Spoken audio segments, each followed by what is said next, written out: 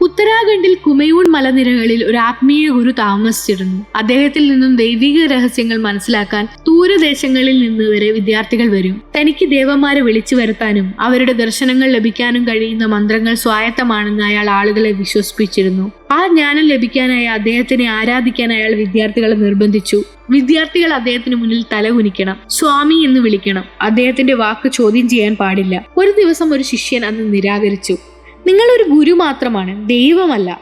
ആ വാക്കു കേട്ട് ഗുരു കോപം കൊണ്ട് വിറച്ചു. അദ്ദേഹം ശിഷ്യനെ പരസ്യമായി ശപിച്ചു. നിന്റെ ധിക്കാരം അതിരു കടന്നിരിക്കുന്നു. എന്നെ എതിർത്ത നിന്നെ ദേവന്മാർ ശിക്ഷിക്കും. അന്ന് രാത്രി ഒരു കൊടുങ്കാറ്റ് വീശി. ഒരു മിന്നൽ പിണർ വന്നു. ഗുരുവിന്റെ കുടിൽ കത്തിപ്പോയി. ഗ്രാമവാസികൾ പാഞ്ഞെത്തിയപ്പോൾ കുടിൽ പൂർണ്ണമായി നശിച്ചിരുന്നു. പക്ഷെ ഗുരുവിന്റെ ശരീരം മുഴുവൻ കത്തിയിരുന്നില്ല. അന്നു മുതൽ അതിലൂടെ യാത്ര ചെയ്തവർ എല്ലാവരും ചില മന്ത്രങ്ങൾ കേൾക്കാൻ തുടങ്ങി.